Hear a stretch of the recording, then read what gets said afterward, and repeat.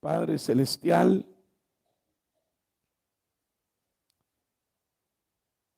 Padre nuestro que estás en los cielos, santifícate a ti mismo, porque nosotros no podemos.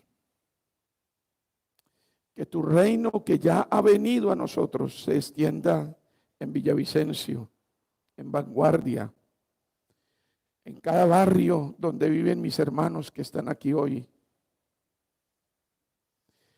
Que aprendamos a hacer tu voluntad aquí y ahora, como se hace en el cielo.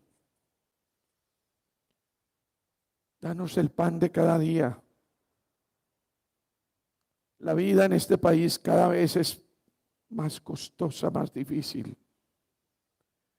Provéenos, Padre, no nos desampares.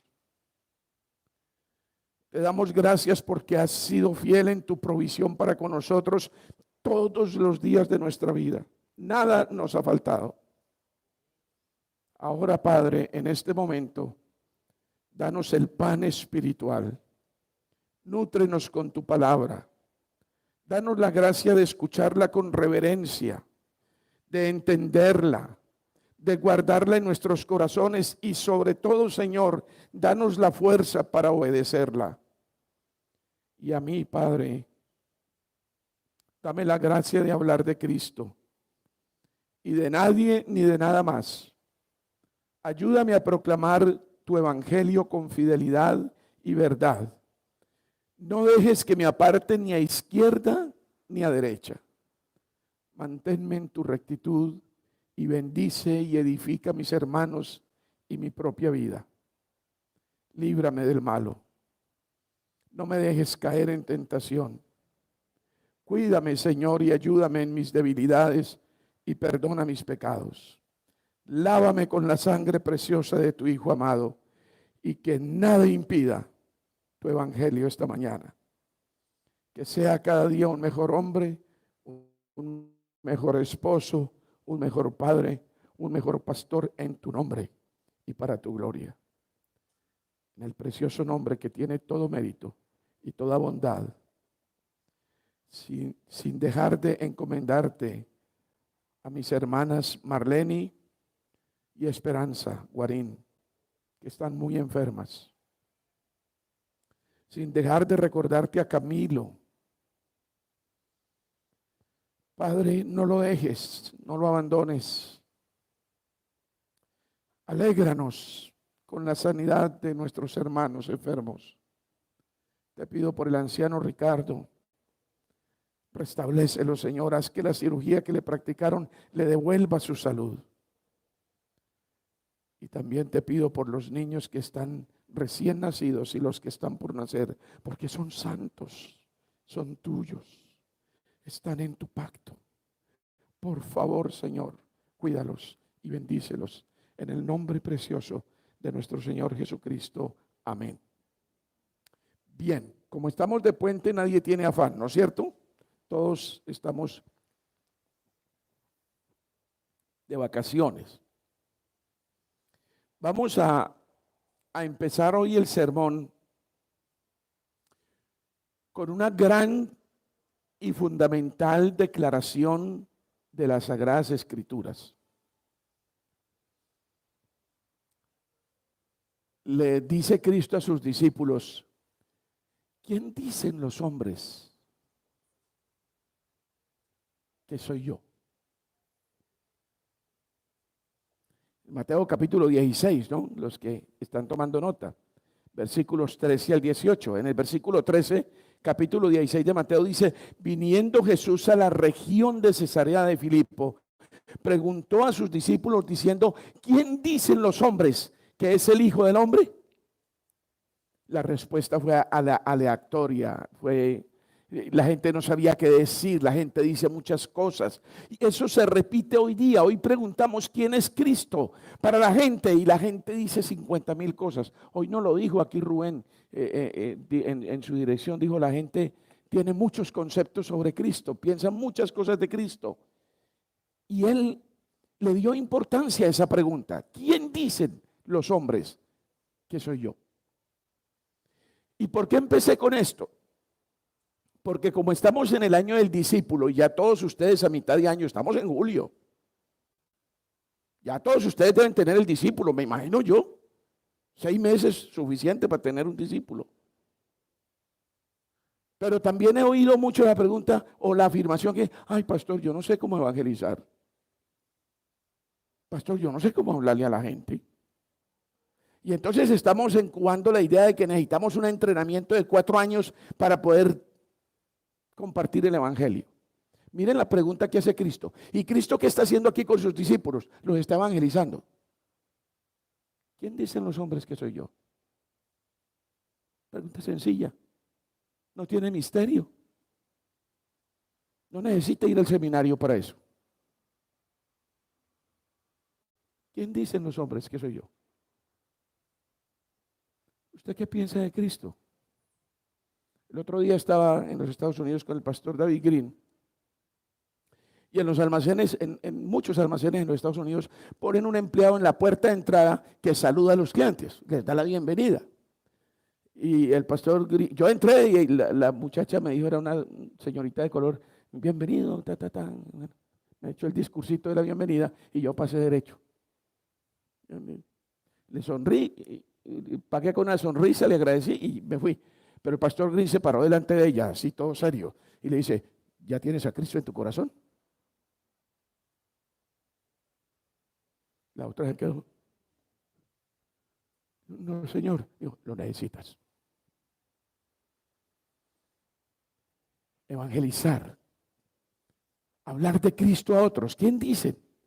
Entonces los discípulos en el versículo 14 dice, ellos dijeron, unos dicen que tú eres Juan el Bautista. Otros dicen que tú eres Elías. Otros dicen que Jeremías o que alguno de los profetas. Hoy la gente que dice, no, que fue un superhombre, no, que fue un superlíder, no, que fue un hombre de un desarrollo espiritual extraordinario, no, que se fue para la India durante los 30 años que no se sabe de él nada, que se fue para la India a aprender de los gurús. Dicen muchas cosas. Respuestas aleatorias. Ahora Cristo entonces, como es el pedagogo de los pedagogos, es el maestro de los maestros, redirige la pregunta y te dice a ti, como le digo a los discípulos, y ustedes, ¿quién dicen que soy yo? Usted que está ahí sentadito y escuchándome y que está muy atento a este sermón, el Señor le hace la pregunta hoy y le dice, usted que está ahí sentado, ¿quién piensa que soy yo? Luz se me adelantó. Se me adelantó. Una pregunta, como dije, fundamental y absolutamente necesaria en su respuesta, la cual respuesta también es fundamental. Algunos dicen que no saben cómo evangelizar, que no saben cómo hacer discípulos, pero yo les digo otra vez, ¿qué está haciendo Cristo aquí con estas preguntas? Pues está enseñando. Está discipulando, está formando, está instruyendo. Versículo 16. Respondiendo, Simón Pedro dijo lo que dijo Luz ahorita. Tú eres el Cristo, que es igual a Mesías. Tú eres el Mesías, que es igual a ungido. Tú eres el ungido, el Hijo del Dios viviente. Ahora, lo sorprendente de esto es lo que sigue. Versículo 17. Entonces respondió Jesús. Entonces le respondió Jesús. Bienaventurado eres Simón, hijo de Jonás, porque no te lo reveló carne ni sangre, sino mi Padre que está en los cielos. Mi querido hermano, si quiere aprender a ser discípulos y evangelizar, la primera cosa que tiene que meter en su mente y en su corazón es que el que revela la verdad de salvación es el Padre, no usted. El Padre solo está requiriendo de usted sus pies, sus manos y su boca. Pero el que va a revelar la verdad es Él. Y si usted no va con fe a la evangelización, está perdiendo el tiempo. Porque ni yo ni usted convence a nadie. Pero el poder del Padre sí. ¿Quién le reveló a Pedro la verdad? El Padre. Y Y Jesucristo se lo manifiesta enseguida y le dice, mira, es el Padre el que dice estas cosas. Estamos hablando de la palabra del Padre.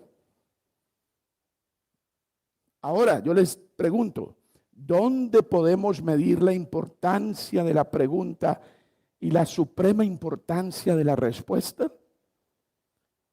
¿Dónde lo podemos? ¿Por qué hago esta pregunta? Primero, porque se trata de la palabra del Padre. Se trata de la palabra del Padre eterno. Es el mensaje directo del Padre. Y esta no es la única parte en la Escritura donde el Padre nos habla de que Jesús de Nazaret es su Hijo, como lo aclaró el credo hoy, no creado, sino engendrado.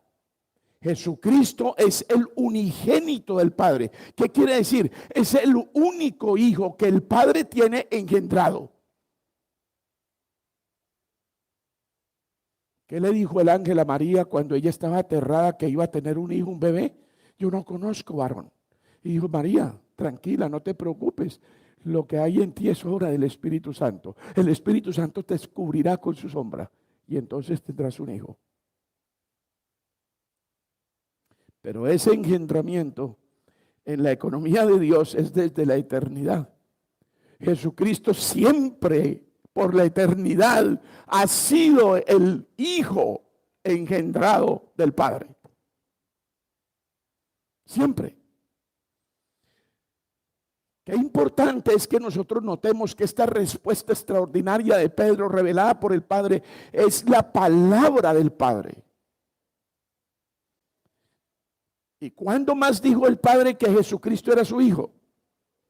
Durante la transfiguración, ¿se acuerdan? Cuando Él se llevó a 3 de sus discípulos, subió a un monte, se transfiguró, se volvió brillante y apareció con Moisés y Elías.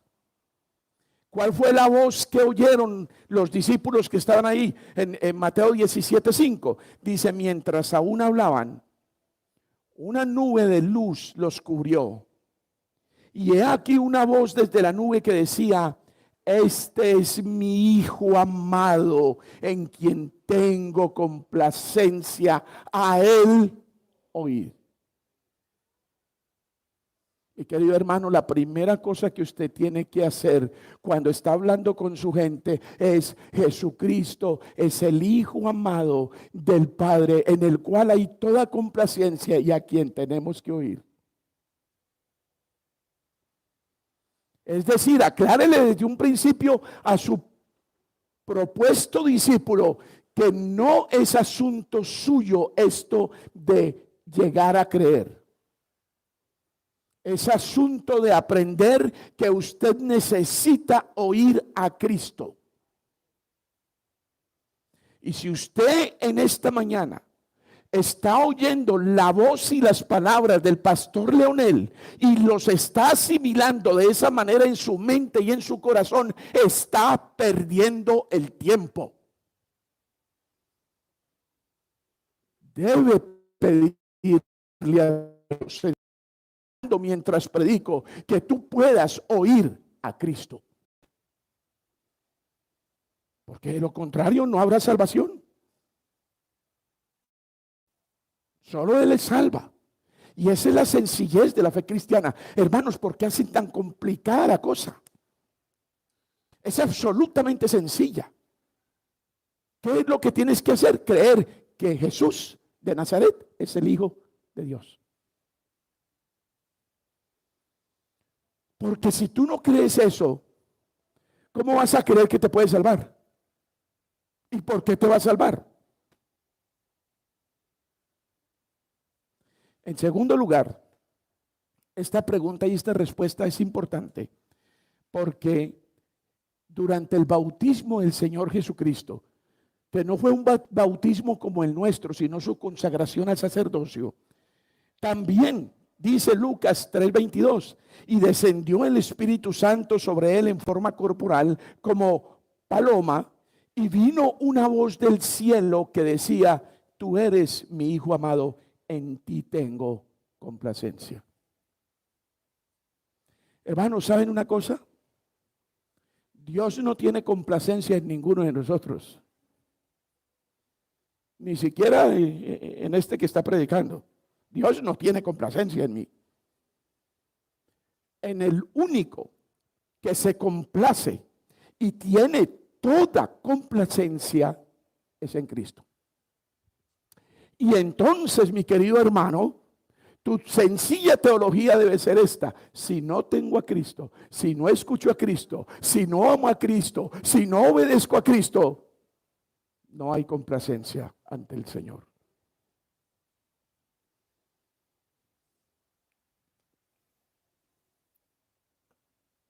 La complacencia es en Él. Miren todo lo que implica esta frasecita, esta revelación que vino del Padre y por la cual el Señor Jesucristo le dice a Simón Pedro: bienaventurado eres, Pedro, porque esto no te lo dijo ningún ser humano, esto te lo reveló mi Padre que está en los cielos. Ahora la pregunta, mi querido hermano, la pregunta que debes hacerte con honestidad, con sinceridad, con equilibrio, con aplomo es: ¿a mí me revela algo el Padre? ¿A mí me dice algo el Padre? Cuando yo tomo la Biblia, no vaya a pensar que el Padre la va a despertar a medianoche y le va a decir: Miriam, mira, tengo algo que decirte. No, eso ya no existe. El que le diga que Dios le está dando mensajes está engañado y lo está engañando. Todo lo que Dios tiene para decirnos está aquí. Está en Cristo. ¿Sabe lo que dice el Evangelio de San Juan al final?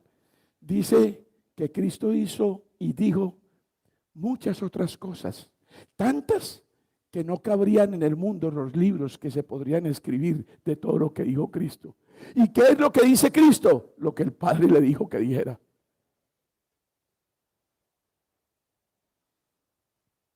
¿Qué te revela Cristo? ¿Cómo amas este libro? ¿Cuánto lo lees? ¿Qué disciplina tienes para estudiarlo con seriedad y con responsabilidad? Hermano, no se ofenda, es amor pastoral. Quiero su alma y quiero su alma saludable. No sea mentiroso ni mentirosa de que usted es cristiano o es cristiana si usted no ama este libro. ¿Cómo empezó esta serie de sermones? Bienaventurado el varón que no anduvo en consejo de malos, que no anda en camino de pecadores, ni en silla de escarnecedores se ha sentado, sino que en la ley de Jehová está su delicia y en su ley medita. ¿Usted qué hace? ¿Usted está en el versículo 1 o está en el versículo 2 del Salmo 1? ¿Cuán importante es la revelación? ¿Dónde podemos ver la trascendencia de este pasaje con que empezamos hoy el sermón? También, en segundo lugar, está en la declaración de Cristo sobre la confesión de Pedro. Mateo 16, 18. En Mateo 16, 18 dice: y yo también te digo que tú eres Pedro, y sobre esta roca edificaré mi iglesia. No sobre Pedro. Pedro no es la roca. Tú eres Pedro. Tú eres piedrita. Pero yo sobre la roca de tu confesión, de lo que acabas de decir, sobre esa roca edificaré mi iglesia. ¿Y cuál es la roca? Tú eres el Hijo del Dios viviente. ¿Qué hay que decirle a la gente? Escucha a Cristo. Al que hay que escuchar es a Cristo. ¿Y qué es lo primero que dice Cristo? Yo soy el Hijo del Dios viviente.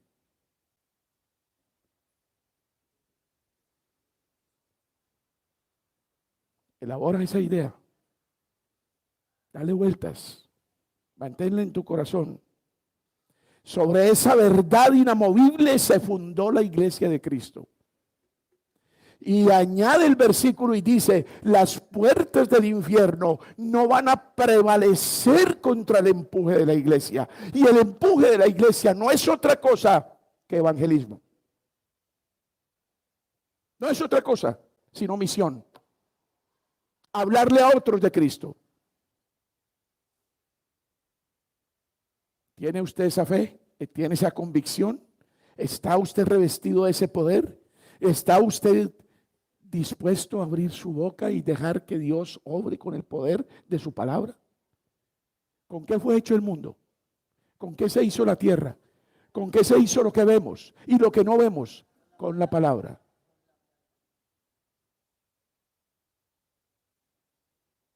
Yo no sé si ustedes me quieren creer, pero lo primero que ustedes tienen que hacer es conocer y amar este libro y manejarlo con decoro. La primera cosa, esta poderosa declaración: tú eres el Hijo de Dios viviente, del Dios viviente. Sobre ella sería edificado el reino de Dios, la iglesia. ¿Y qué es esta declaración? Esta declaración no es otra cosa que la revelación directa de la palabra del Padre a nosotros, del Padre. El que desprecia la palabra de Cristo desprecia al Padre. Cristo dijo, declaró con toda precisión y fidelidad e integridad y humildad. Miremos la humildad de Cristo. La humildad de Dios es impresionante, es apabullante. En Juan 7, vayan a Juan 7, quiero que vayan a Juan 7, 7.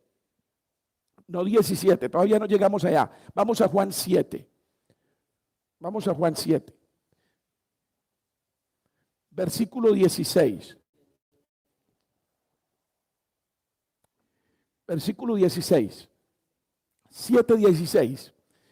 Ya pasaron 60 segundos. A ver, Jesús le respondió y dijo: mi doctrina no es mía, sino del que me envió.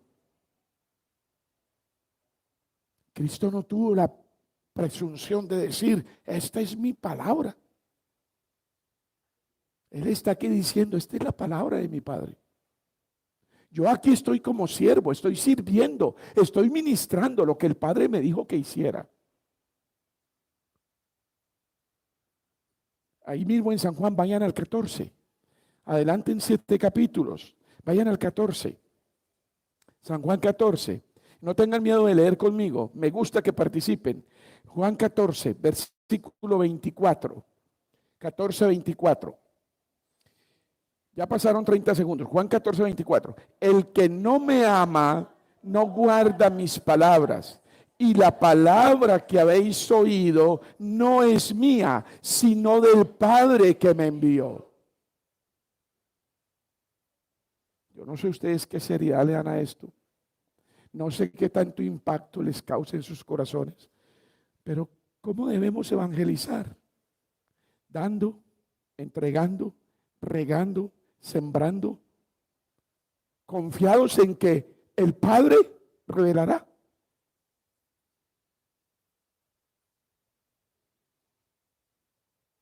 Preste su cuerpo a Dios. No lo preste, es un decir, porque tampoco es suyo. Glorifique a Dios con su cuerpo, en vez de estar pensando en fornicación, adulterio, pornografía y otras cosas, atentando contra el templo del Espíritu Santo, con malos pensamientos obscenos y vulgares. Abra su boca y que su lengua pronuncie el majestuoso nombre, el poderoso nombre de Jesucristo. Porque aquel que invocare al Señor, ese será salvo.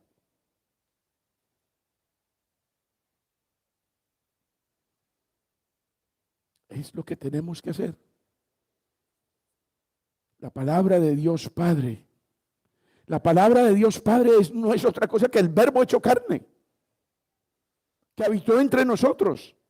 Profundicemos en esto ahora sí. Vayan a San Juan 17. Hay 3 capítulos más adelantico. Vamos a San Juan 17. Y que Dios nos ayude para terminar a tiempo, aunque se nos quede Jeremías por fuera para el próximo sermón. Juan 17. Versículo 14. Ahí donde empezaron a leer ustedes ahora en la proclamación de la palabra. Miren cómo empieza el versículo. Dice, yo les he dado, no palabra, porque palabra puede ser tu palabra.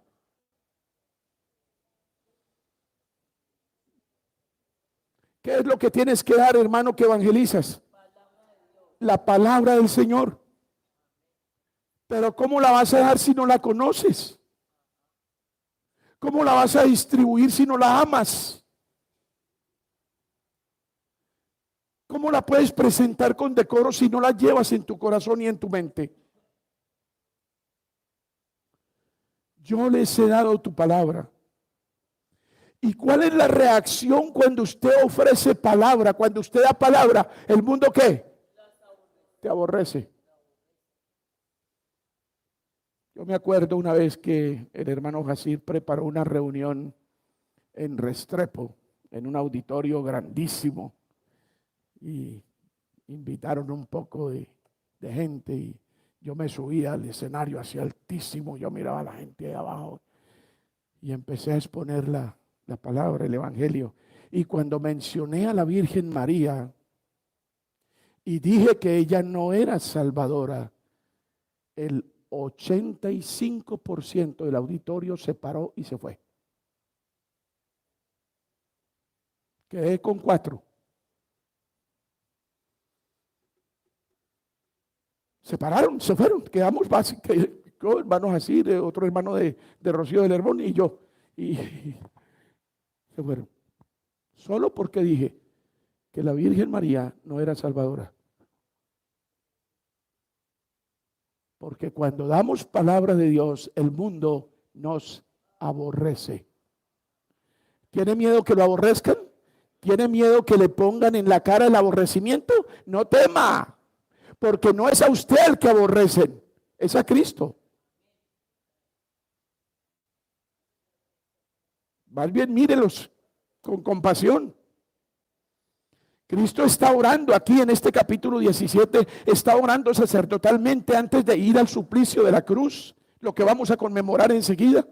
Cristo está diciéndole al Padre, cómo los evangelicé, cómo los hice discípulos y cómo los voy a seguir discipulando y evangelizando en el futuro. Eso es lo que está diciendo en esa oración. Miren el versículo 8 del 17. Porque las palabras que me diste, ¿sí? El 8, versículo 8 nos devolvimos. Porque las palabras que me diste les he dado. ¿Y ellos qué hicieron? Las recibieron. ¿Y qué más? Han conocido que verdaderamente salí de ti. O sea que el proceso de la gran comisión no es solamente decirles escuchen a Cristo, Cristo es el Mesías, Cristo es el Hijo de Dios, sino que hay que llegar a que tengan entendimiento, que conozcan verdaderamente. Hermano, la evangelización es algo a lo que tengo que dedicar mi vida. No es cuestión esporánea, que sucedió de forma fortuita y ya, ¿no? Es algo a lo que yo dedico mi vida. Y ellos han creído que tú me enviaste. Esta frase está muy repetida en este capítulo del Evangelio de San Juan. Y lo que la gente tiene que creer es que Cristo fue enviado. Que Cristo fue enviado. Observen lo que una persona debe recibir en la evangelización y en el discipulado y cuál debe ser su respuesta. Nosotros recibimos la palabra del Padre por medio de Cristo y asimismo nosotros la damos. Absolutamente sencillo. ¿Cómo los hacemos discípulos? Si ellos reciben la palabra. Si llegan a conocer verdaderamente dos cosas. Que Cristo procede del Padre, que es el unigénito, el único engendrado por el Padre, no creado, engendrado. Y en segundo lugar, que Cristo es el gran enviado por el Padre. Devolvámonos un poquito. Vamos al capítulo 3 de San Juan. Se me acabó el tiempo. San Juan, capítulo 3. Amén. Versículo 16, el famoso 3:16. Dice, porque de tal manera amó Dios al mundo que ha dado a su Hijo unigénito para que todo aquel que en él cree no se pierda, mas tenga vida eterna. Pero quiero que lean el 17 porque es ahí donde está el soporte a mi tema. Dice, porque no, ¿qué? No envió, porque no envió Dios a su Hijo al mundo para condenar al mundo, sino para que el mundo sea salvo por él. Ahora, mis queridos hermanos, de paso aquí, tangencialmente, que no vengan los universalistas a decirnos que este versículo contradice la doctrina de la elección y la predestinación. No, ¿por qué no? Vuelvan al 14, 7, 14, 17, 14. Vuelvan al Evangelio de San Juan 17, 14. Yo les he dado tu palabra y el mundo, ¿qué?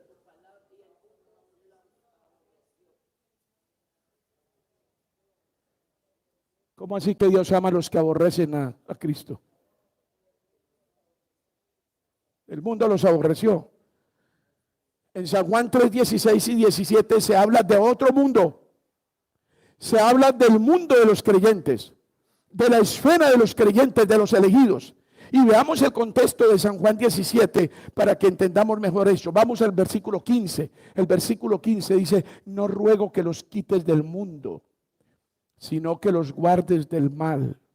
O sea, en el mundo hay otros que no son. No los quites del mundo, guárdalos del mal. Versículo 16, ellos no son del mundo, oiga eso.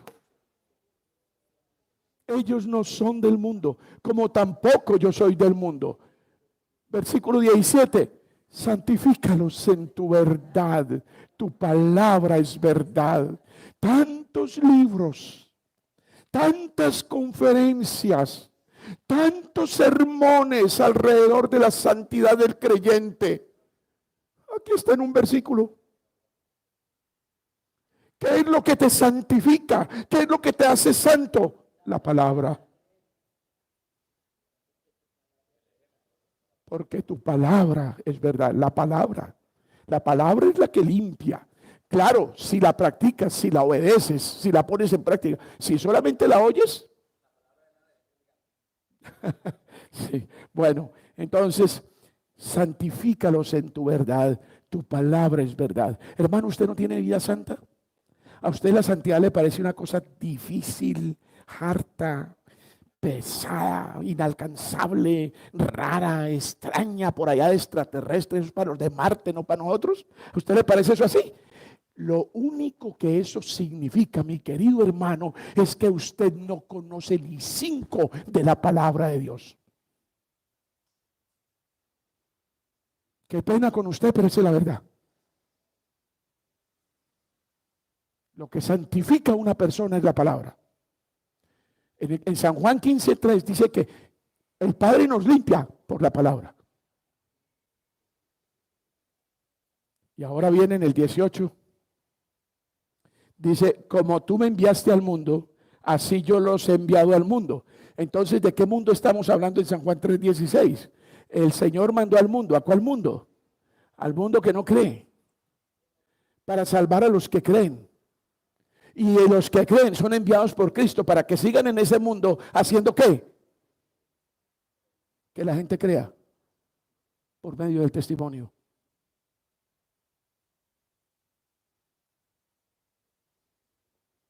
Bueno, voy a ser duro. Y que Dios me ampare porque yo también tengo dolor en mi casa y en mi ministerio. Pero es muy triste que ni aún sus hijos puedan ser discipulados. Es muy triste que ni aún sus hijos sepan de corazón que Cristo es el Hijo de Dios.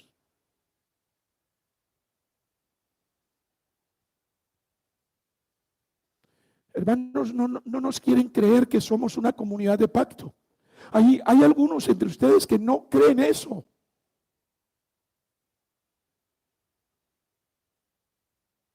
Hay algunos de ustedes que no creen en el deber que tenemos de conducir los hijos a Cristo.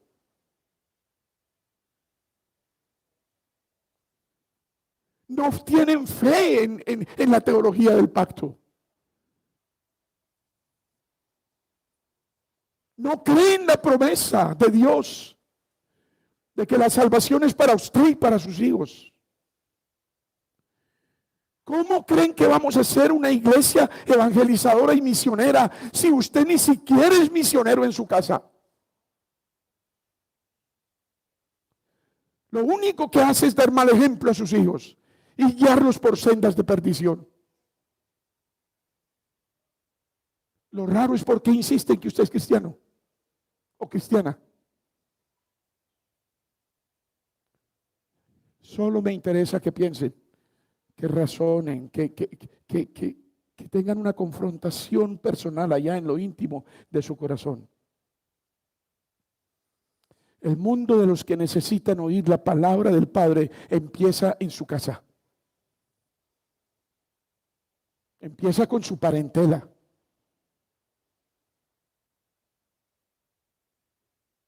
Ellos son el objetivo y la misión de Cristo. Por eso nos envía. ¿Y qué tendremos que hacer? ¿Qué tendríamos que hacer? Lo mismo que hizo Cristo, dar la palabra. La doctrina de la salvación y la doctrina de la santificación perfectamente resumidas en estos versículos que hemos estado leyendo. La palabra santifica.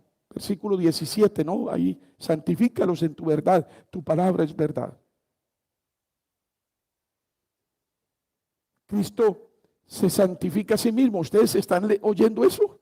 Que Cristo se santifica a sí mismo por nosotros, porque nosotros seamos santificados. Santifícalos en tu verdad, tu palabra es verdad. Como tú me enviaste al mundo, así yo los he enviado al mundo. Y miren el versículo que dice, y por ellos, el versículo 19, y por ellos me santifico a mí mismo, para que también ellos sean santificados en la verdad. Es decir, para que verdaderamente sean mis discípulos.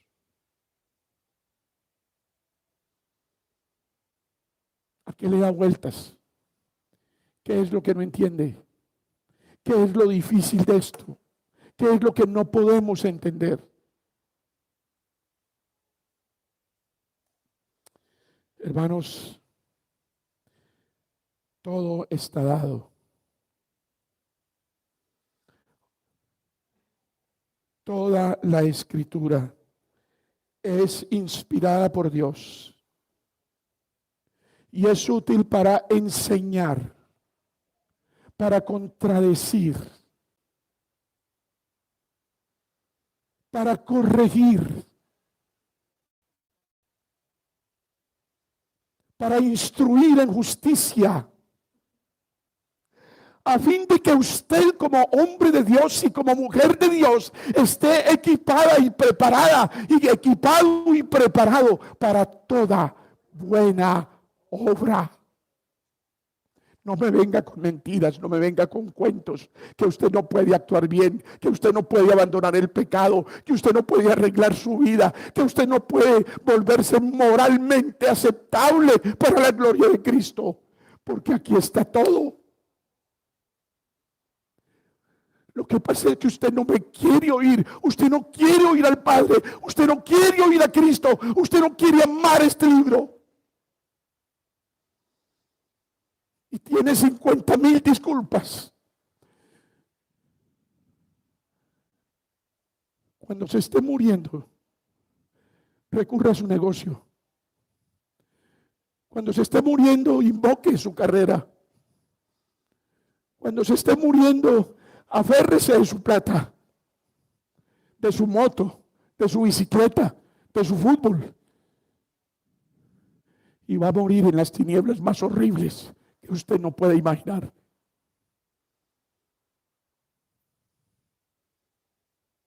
Cristo es la palabra viva. Las escrituras son suficientes. No se distraigan. Ustedes pensarán que yo estoy viejito, chocho, que me puse en una guerra contra las redes sociales y contra los libros. No, eso puede llegar a ser útil, pero lo primero que usted necesita es dominar la Biblia, conocer la Escritura, oír a Dios. Es lo primero que usted necesita. Y quisiera morirme dejando una iglesia que aprendió esto. Con eso estaría yo bien servido. El hombre más gozoso del mundo. Si pudiera decir en unos años, he dejado unos discípulos que aman la palabra, se deleitan en ella y meditan en ella de día y de noche. Sería mi gran corona. Pero no lo quieren hacer. Yo noto que se resisten a eso. Yo empecé este sermón diciéndoles, ábrame en el corazón. Yo los amo, pero necesito que me correspondan en ese amor, porque acabé mi vida en Villavicencio predicando la palabra. 33 años predicando la palabra en este lugar, por la radio, con seminarios, con institutos, con conferencias, con encuentros, con retiros y con sermones. Acabé mi voz. ¿Qué van a hacer? Tenemos una iglesia sufriendo en MeToo. Tenemos una iglesia llena de dolor en MeToo, que tenemos que recoger y tenemos que apoyar y tenemos que ayudar en estos momentos a abrazar a esos hermanos con el amor de Cristo. ¿Cómo lo vamos a hacer si no amamos la palabra? ¿Cómo lo vamos a hacer? Yo quiero hoy que su corazón se estremezca como está estremecido el mío. Porque si el sermón no es para mí primero, es un sermón que no sirve. Quiera el Señor que ustedes sean sensibles a la voz del Padre y el Señor les revele su verdad. Revelándoles la verdad, ustedes cambiarán. Y verán la gracia de Dios transformándolos de día en día. Seguiremos, si Dios nos da el permiso y la gracia de seguir adelante. Perdonen que me emocioné mucho, pero yo tengo pasión en mi corazón. Desde que abracé a Cristo como mi Salvador, no he pensado en ninguna otra cosa, sino en servirlo, en proclamarlo y en amarlo. Pero me duele ver a mi país que se hunde. Me duele ver a Villavicencio que se hunde. Me duele ver a Vanguardia que se hunde en las tinieblas más grandes y parece que a nadie le importa. Los matrimonios se separan, se divorcian, adulteran, fornican.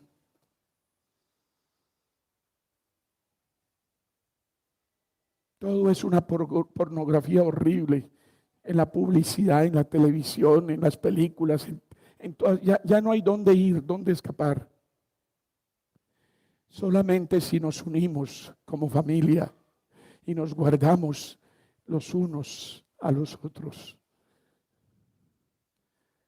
Cristo es la respuesta. Él es el Hijo de Dios. Él es la roca sobre la cual está fundada la iglesia.